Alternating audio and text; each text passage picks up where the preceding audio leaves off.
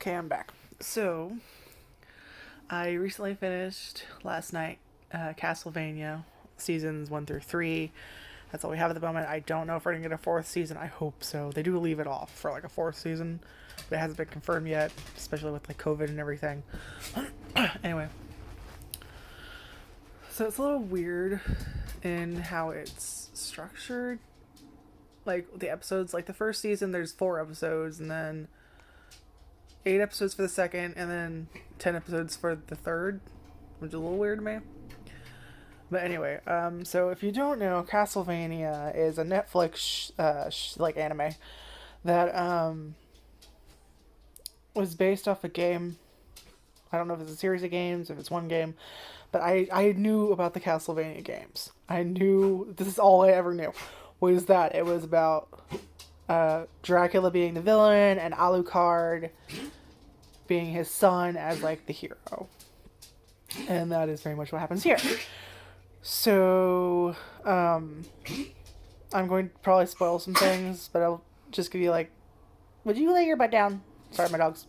Bless you. Hacking and sneezing now.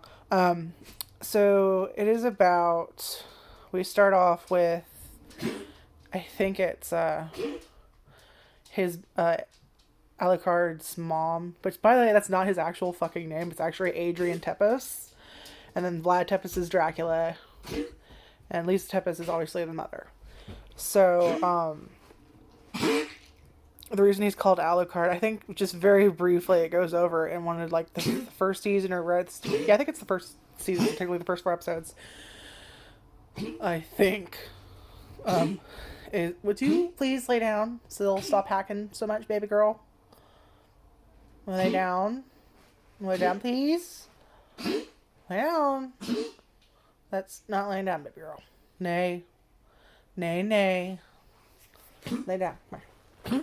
Sit. Good bunny. Good bunny. I don't know why I call her Buddy. Oh, yeah, I do, because if she runs really fast, she doesn't do as much now, but her ears will go, like, flying up like a bunny's, and she likes to hop around. I think that's why I call her that. I don't know. Oh, I didn't go for kisses. Those were nice. I'm, like, petting her head right now. So, like, the opening scene is kind of like Lisa walking up, who's Alucard's mom, walking up to, Dracula's castle. We'll just call him Dracula's castle. And, kind of like, just kind of walking the fuck in, really. And, Dracula is, of course, kind of just flittering around. Like, fucking why are you darting around, man? You were faster than her anyway. Why? It's like some weird, you know that weird creepy shit they do for like a character just to be fucking creepy? They're like lurking in the background, darting around, like the person's being watched, but they don't know it. And it's like he's fucking talking to her while doing this, so it's not like she does, like he's fucking hiding. He's kind of like hiding and talking to her and just flittering around the place at supersonic speed. It's like, why? Fucking why, Dracula? Why? I don't know. That's just some random little thing that was kind of like, okay then? Like we started off, but I love the characters in this show. And I fucking love the writing. Like, I like it a lot more than I thought. I thought at best I'd be like, and at worst I thought the show would be, yeah. Like, that's my standpoint of what I thought it would be. Instead it was just like, I love this. Can I have more? Marathon, yes. And I cried too much. I'm like, okay, I need to take a break now. There aren't a whole lot of sad moments, but there are some in there that are just kind of just like, ugh! And you're like, oh, Jesus, no, feels. I actually kind of punched myself. As you heard the animal thwap. Great job. Great job. Anyway, so I like touch my face a lot and like do this for like, I don't know why. It's like some weird thing I do. But anyway, she kind of walks up and is like, hey, can you teach me science and shit? I'm a doctor. I want to help people. And he's just like, why? And she's like, why the fuck not? And he's just like, okay. Like, is this kind of like flirting thing? Like, their dialogue kind of really does set the standard for this show. It's a lot of just kind of like witty banter, a little bit of flirting, just people fucking with other people for Like, this is a show kind of very much about good and evil, but it feels more like just selfishness and the consequences of that selfishness to me, rather than just like, it's evil because evil exists and everyone's evil. It's like, okay.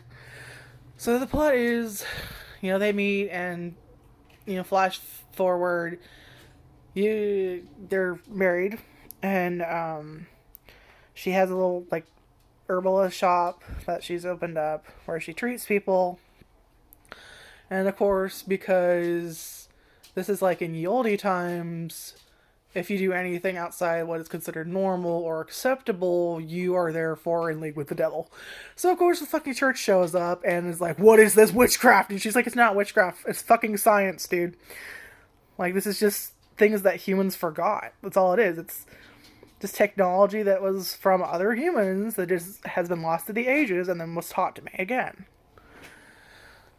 And, so they drag her and they burn her as a witch because that's what they fucking do in these type of shows. And Dracula's away at the moment because because he hates humans, but she's kind of like, there are like more than just these assholes out there. You should travel around like humans do and see that it's not just shit everywhere, like they're actual decent people.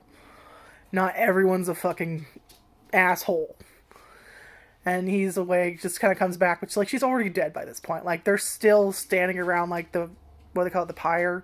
The giant fucking thing of sticks that they put someone on, and there's, like, a huge pile of sticks, and there's, like, a stick there, and they tie the person to that big stick, and then they light all the stickers on fire, and just whoosh, catches fire.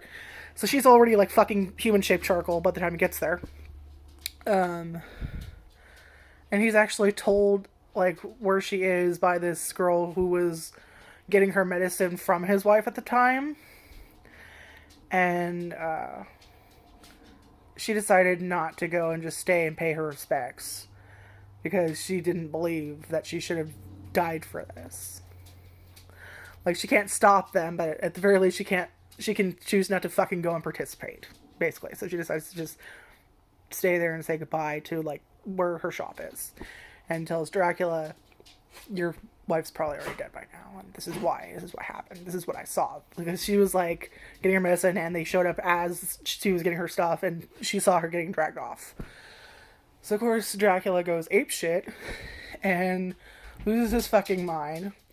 And this is the part I thought was really cool, and really set the tone, despite the fact she's not in the show very much, for, like, very long, is that as she's literally being burned, well, actually, as she's being carted off, she's like, you don't want to do this, I can't guarantee your safety. So of course they're like, oh, you're threatening us. She's like, no, I'm fucking warning you, I cannot guarantee your safety.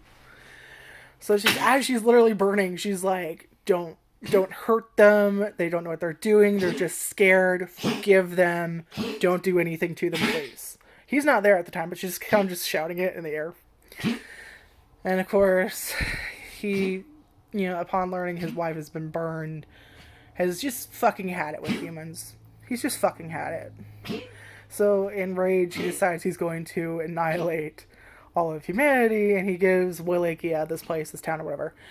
He says, I'll give you 1 year to make your peace. And I don't know if it's just that 1 year to, like, give them a chance to make peace, or if he was actually giving them a small chance to maybe repent. I think it was more like the first rather than the latter, that, like, I'm giving you a fucking year to say goodbye to your loved ones, make your peace. And then he's going to go, make his army of the night creatures and shit like that. So he goes to visit 2 Forge Masters who are kind of like his friends. And Forge Masters, they don't give a whole lot of information, but basically the information they give is enough to tell you that they are... So this is kind of like throughout the series, this information. Forge Masters can only be human, vampires cannot do it. And what it is they take a dead body. It has to be, like, relatively intact, I think. Like, I think there's a limit to, like, how much intact they can be to actually function. Like, if it's too damaged, yeah. So, they essentially bring demons from hell and put them in the bodies, and they have command, and they only listen to the Forge Masters, I guess. So, like, not a whole lot of information is given, but that's basically the gist of what is given. So he goes to them, and he's going to use them. Like, both of them they also hate humanity, despite the fact they're humans. And we get very small backstories on both of them. One is Isaac, who was enslaved. So he was like with this, he had like a master and stuff, and so like they give enough details to tell you like what's going on in general, but they don't go into like so many details. You know exactly like how he came to be a slave or anything like that. Like you just know that he's quite clearly, it looks like he's a slave, a servant or something to this master dude, and he is beaten. And I guess he says he's Sufi, and he flogs. Basically, he hits himself with this like, it looks like a leather or wooden or something like that. It's just brown. I can't really tell what it is. A long, rectangular shaped thing, and it's got spikes on it. And he hits himself in the back with it. And it's supposed to be kind of like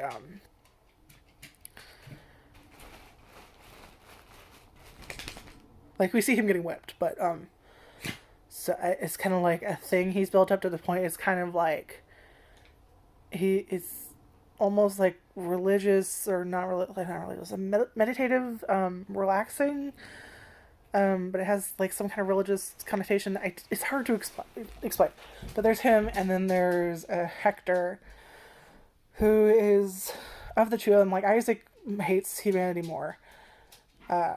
He thinks just humans are no good. They're too corrupt. They ruin everything. They need to be wiped off the face of the earth. And Hector is lied to a little bit. He is told by Dracula that most of humanity will be wiped out, but some will remain as inhumane conditions for feeding stuff for vampires.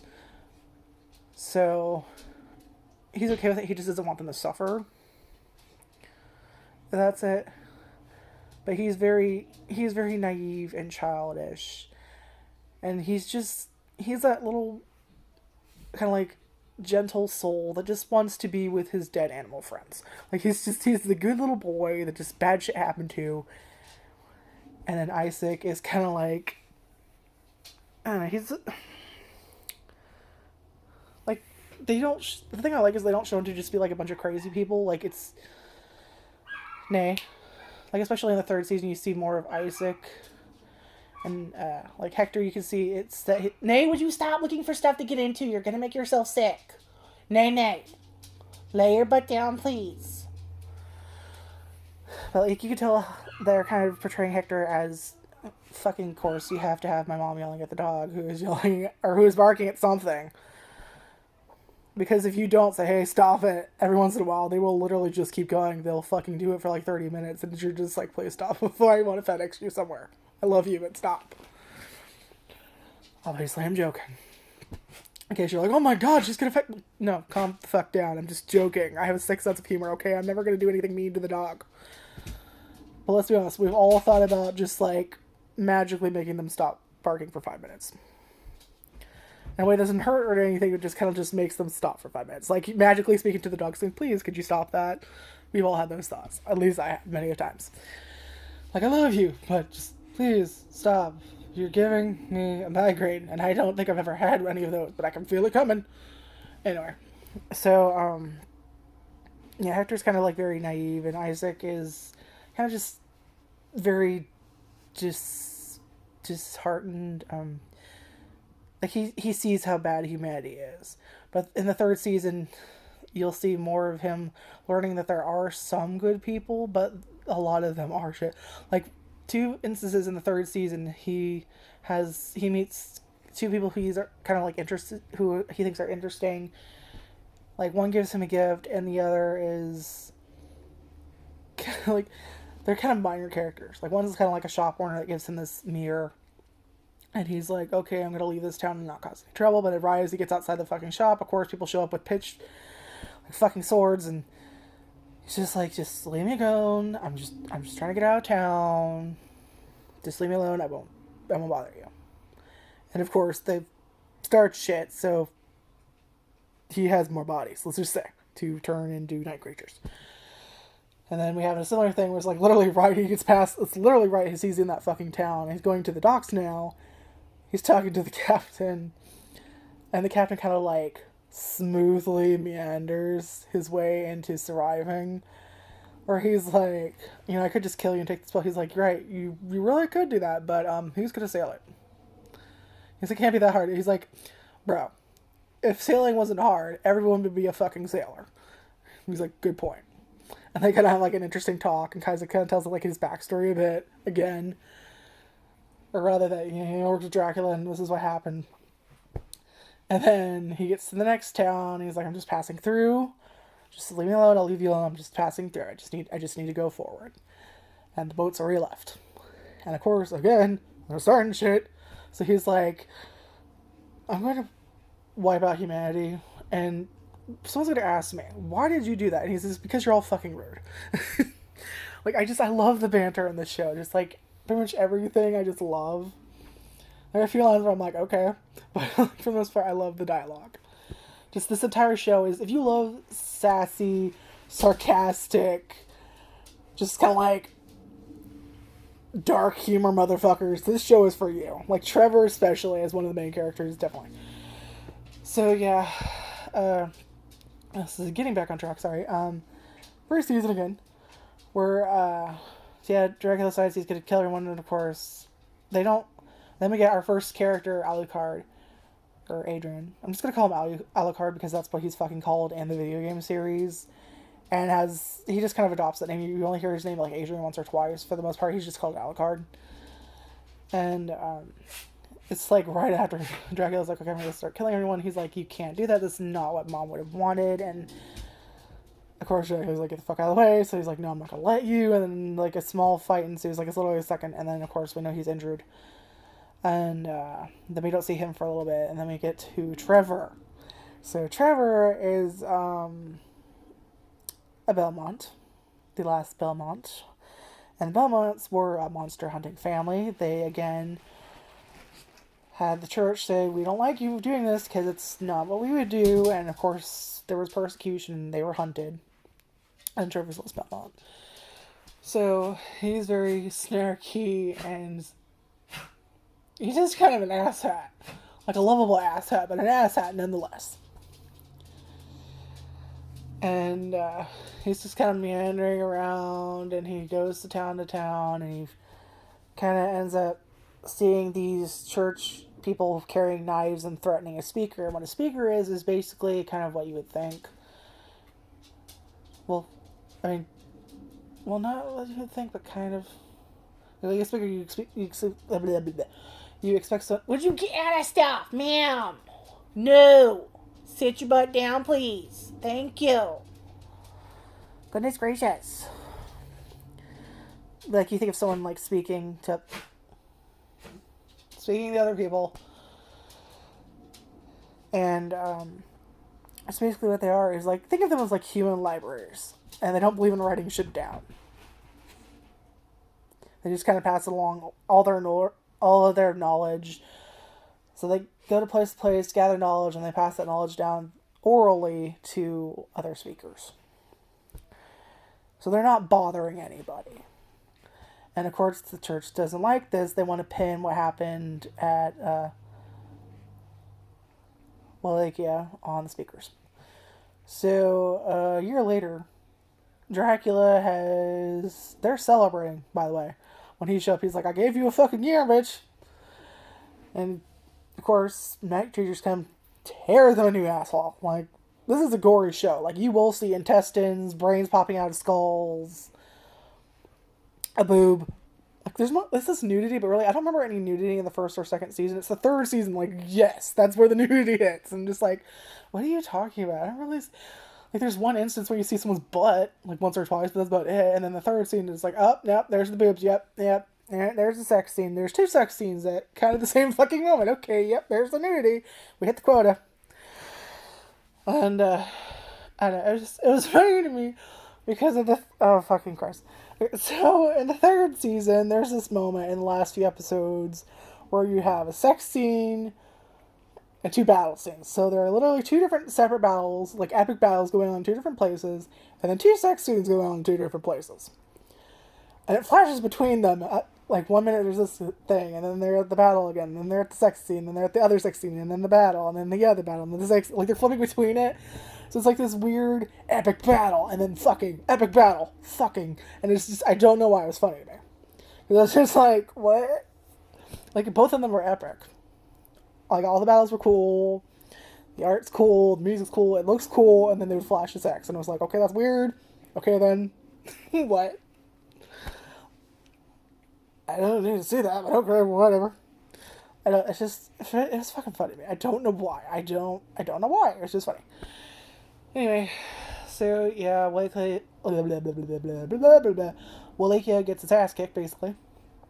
And there's, like, it's literally fucking torn asunder. I don't think we actually go back to Wallachia. I think we're just kind of just assume it's wiped out the map, basically. And, we get Trevor, and Trevor, like I said, he sees the monk fucking with a speaker and, like, threatening him. Like, you need to get out of town by sundown, or we're gonna kill you, blah, blah, blah, blah. So, of course, they blame everything on the speaker instead of being honest that the fucking church fucked up, and that's why Dracula's going all, was the word, genocidal and wiping humanity. It's because the fucking church started it by burning his fucking wife for no fucking reason. Like, she didn't hurt anyone. She wasn't hurting anyone. She wasn't ripping anyone off. She wasn't bothering anyone. She wasn't, like, being like, don't believe the church. Like, she wasn't doing anything. She was literally just in her shop helping people who happened to come in. That's it. That's all the woman was doing. And even as she's being burned, she's being like, don't hurt them. They don't know. They're just scared. Leave them alone. Like, that's how kind this woman was. It's even as she's fucking burning for nothing. She's not like, get revenge, motherfucker. She's just like, no, don't do it. Don't blame them. Yeah. So it's satisfying. Oh, God, there was a satisfying part. Like, the dude that starts it, the fucking, what is he, a priest? Would you get out of stuff? Goodness gracious, stop it. Bad dog. Lay down. You're making mom mad. You're making yourself sick. She's looking in every nook and cranny for shit. And she's like, there's fucking, like, hair and dust stuck to her nose. And it's like, stop it. Stop it. Yes, that's what happens because you're snorting dust bunnies.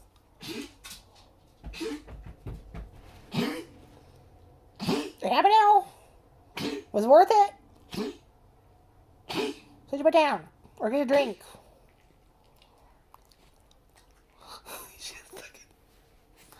Probably got a hair stuck in her mouth or something. Anyway, where was I?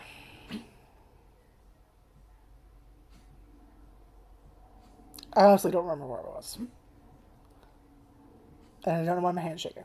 Maybe it's because of the way I'm holding my phone. I'm sorry, my nose always gets itchy. I don't know if it's like a nervous thing. Like, I get nervous when I'm on camera and I'm just like some weird thing. Like, I notice when I watch, because I watch these back before I upload them. And I'm always like touching my face or doing this or just doing this. Actually, I did shut time. Like, I'm always fucking with something on my face. I don't know why. Anyway, so, yeah, basically, Trevor kind of like saves this guy from the monks and warns them to fuck off. And they do momentarily. They do come back later. And the speakers don't want to leave because what they do is, like I said, sorry, floating hair or something, is they collect knowledge, they pass it on, and they, like, try and help people. So they're trying to, like, help them with, like, relief or something. They don't say exactly how, I think, but, like, they don't want to leave because they want to help people, and these people need help. And this town they're at, I don't know what, was it Rishit, I think is the town? And, that's why they don't want to leave. Because they want to help people. They think people need their help. And they do need help. But, of course, the church turns it around and hides the fact that they're the reason that Dracula is going apeshit and is blaming the speakers.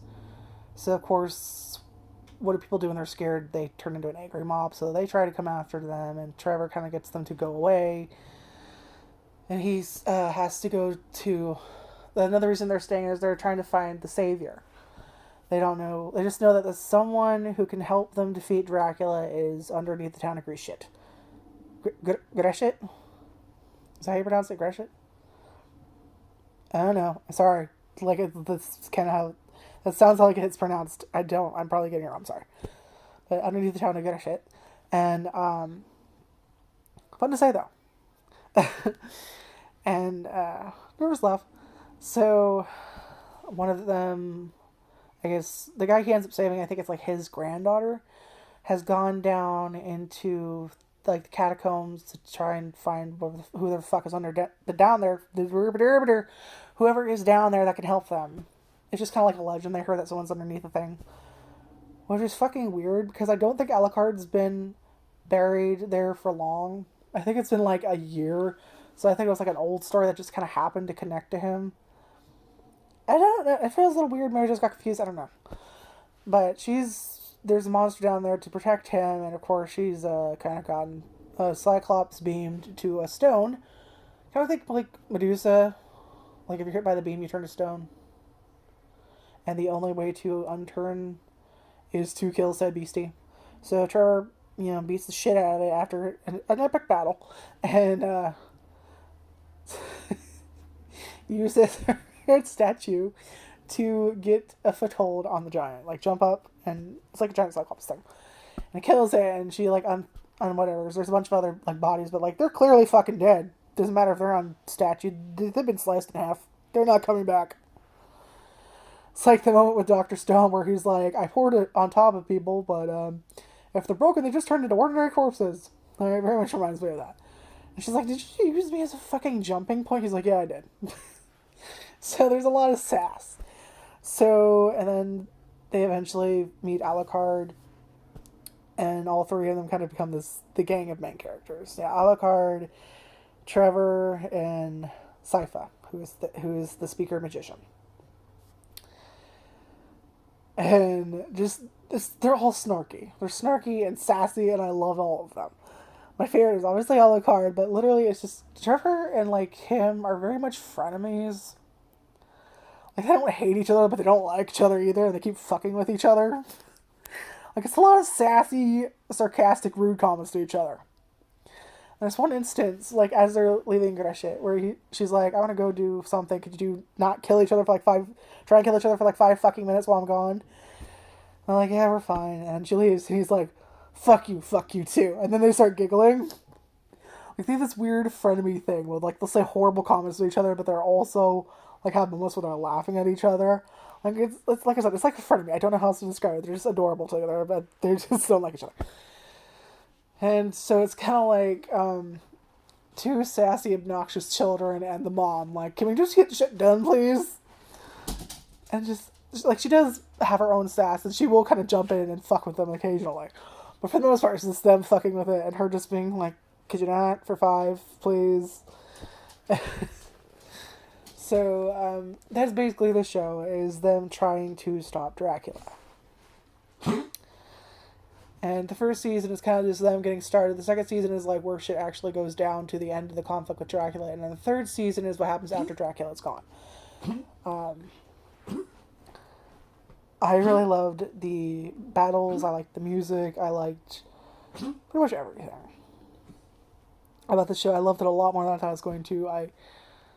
It's made me cry. It made me laugh. It had some pretty good lines. Like, the first time we're introduced to Trevor, he's drunk off his ass, and he's entering, like, a tavern, and we overhear the patrons talking about how a guy is getting sued because he beat the shit out of a guy who was fucking his goat. I'm not kidding. That is the conversation we overhear. And, of course, Trevor's just like, don't notice me, because the Belmonts aren't welcomed anywhere. People don't like them. The church is against them. And, of course, they were nobles, so, of course, they're blaming them for, like, stealing money and... Like, they're just fucking vampire hunters. Like, they hunt monsters. That's what they did. That's what the family did, is collect knowledge, hunt the beasties. And, yeah, of course, there's a bit of tension because, obviously, some of the creatures they hunted are vampires. So it's literally a vampire hunter, a speaker magician, and a half vampire, half human son of Dracula. That is the party of heroes. I say heroes lately. These, like, when you think of heroes, you think of, like, with great power comes great responsibility, and you have to be nice to each other, and do the right thing. Like, these are people that'll throat punch people in the throat for, like, commenting people. Like, that came out wrong. But basically, they're heroes. They're not anti-heroes or anything, but they're not your average heroes. They got a lot of sass. They're fun. I don't know. But I love this series. It's on Netflix. Like I said, it's definitely worth a watch. I don't know if there's going to be a 4th season. I really hope so. But if there is, it's probably going to be like next year, or at the very least next year. I don't know, but like it's fucking great. It's like I said, what was I saying? It like does kind of tell you everything. Like there's a lot of gore. There's gore. There's swearing. There's sexual references.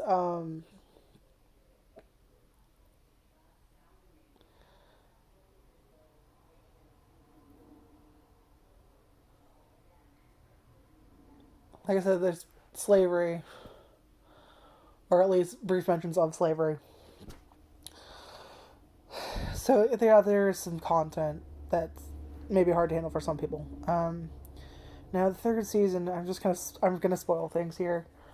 Alucard is kind of dealing with killing Dracula, and it's fucking hitting him hard. Like he's an orphan now. He had to kill his own father. His mother was killed by humans for no fucking reason. His father went mad. He watched his father kind of go mad and have no one really to talk to. So it's very much hitting him in the third season. Is like he's like Trevor and Saifa have gone off their relationship. They're going around traveling, and he's just there with this castle that's broken and can't go anywhere. He's atop of like Saifa managed to move the fucking castle and pin it down on top of the Belmont family's house. So he's kind of there to like guard the books and pass on the knowledge. And the first two people who come there, who I really liked, when they first showed up, I literally said this out loud. Please, for the love of God, do not fuck Alucard over. Please. Please don't fuck him over. I like you all. Please don't fuck him over. That's basically what happens. Is they fuck him over. It's understandable why they don't trust him, because one of the vampires, Cho, kind of like literally terrorized this place in Japan. Like she would let people in just so she could make them watch that they couldn't do anything to stop her. Like they kept fucking with her. So it's very obvious that Alucard isn't hiding he's a vampire, or at least part the vampire. So they know he's the son of Dracula. They know he's part vampire. They know his mother is human. He's not hiding any of that. But of course, they've been betrayed so many times, they assume that he's also betraying them and keeping things from them. He said he'll teach them, or they asked, will you teach us, your knowledge? He says, yes, I will. And it's pretty obvious that, like, he won't let us go into certain rooms, is what he says, and, like, he never really explains why, but it's pretty obvious that it's probably that it's either, like, some of them are damaged from this fight with Dracula, and some probably just, maybe he thought that he just doesn't trust them enough to let them go in there, or maybe they just have bad memories. He doesn't, like, he's not doing it to be mean, clearly. And so, one of the sex scenes is them seducing him, and they're actually doing the deed, and they have this bracelet, and it coils around him and traps him, his entire body. And they try and kill him after, like, fucking him. So it's not just they seduce him, like, they literally did the deed. And they said, we don't trust you, and they try and kill him, and he has to kill them. And again, that hits him really fucking hard. So that was definitely a part where I cried. Because I was just like, oh, this poor baby. Fuck you too. Yes, I'm crying. Anyway, like that, you kind of get like the series ending where it kind of feels like they're setting up for how like he could become his father, because he decides to, like, he sits there, throat, cries, like you see him fetal position, wrapped in like this bloody bedsheet, crying. Flashes to him, like they see a few scenes in the third scene where he'll like go into the forest to like get like fish or berries, something to make food. Sorry, I am crying. It was my poor baby. My poor baby got fucked over, literally. And at the very beginning of the series, when it closes on to Vlad or Dracula's house, you see a bunch of people impaled on stakes, which is, if you did not know, there was a historical figure called Vlad the Impaler, and that's what he did. I don't know anything else about him. I just know that that's what he did. And that's what they called him. And that Dracula is based off of Vlad the Impaler. I don't know how much, Just, that's all I know. So you'll see like a bunch of on stakes, and then you see flash forward. He's like, maybe I should put up signs to warn people, abandon hope all you enter. And then he comes up and then shows the front of the house, and you see two of them on either side of the door, impaled in the nightgowns they were wearing that night. Which, why do they all have matching nightgowns? Which is weird. And it's like this kind of like short dress, frilly collared shirt type thing, and either side of the door, they're impaled. And it zooms in on his face, and he says, "This worked well for dead old dad." And you see him have like this warped expression on his face, like he could become his father. And that's how that ends the series. So I really loved the show. And that part especially hit me hard, because I was like, it's not just bad that they fucked him over. Like, they literally fucked him over. Literally. Like, they didn't just seduce him, get in clothes, which would, like, it'd still be horrible. They literally fucked the guy. They literally had sex with him. Not they just waited until he thought they were, and then did it. Like, no. Like, they did the deed. And then, yeah. So, it was horrible. Sorry. My nose is running when I cry. I hope I didn't get that on camera. I apologize. So it's definitely worth a watch. There are some disturbing things there. So be prepared for that. Can I not have one video with you hacking? No, seriously, has there been one video where you hear ha, ha, ha in the background? Thank you for the demonstration. So it's definitely a good show. I really love the animation. I love the characters. I love the dialogue. Another good scene is, it also kind of made me cry, like just tear up a little bit, it's in the first, would it be second season or the first season? Somewhere between there, I think. And where Sypha, Alucard, and Trevor are outside camping in front of, like, they have like, sorry, itchy nose. Like, they have like their little caravan, is that what they call them? Like the caravan, the covered wagons. They have one of those, and like they're stopped, and it's snowy, and they got a campfire going, and he's kind of, Sypha asks some questions, and he kind of briefly goes into like how his mom and Dracula met each other, and Trevor remarks something about, well, now he's trying to destroy the world. He's like, no, the sun will still rise, the like flowers will still grow, rabbits will still hump in the underbrush. It's just humanity won't be around to see it. And just, I don't know, just the dialogue, the whole scene from start to finish, I just really liked. I like the atmosphere. I like seeing how it came from like a cute moment of like him kind of like talking about his parents' love story, and kind of like the cute moment there. God damn, I'm crying again. Sorry. Or at least the choking, like when you think you're about to cry, your voice gets like, oh, it's doing that. Sorry. There's that cute moment he's kind of smiling and talking about it, and then it gets kind of like the serious moment about like how dark things are getting.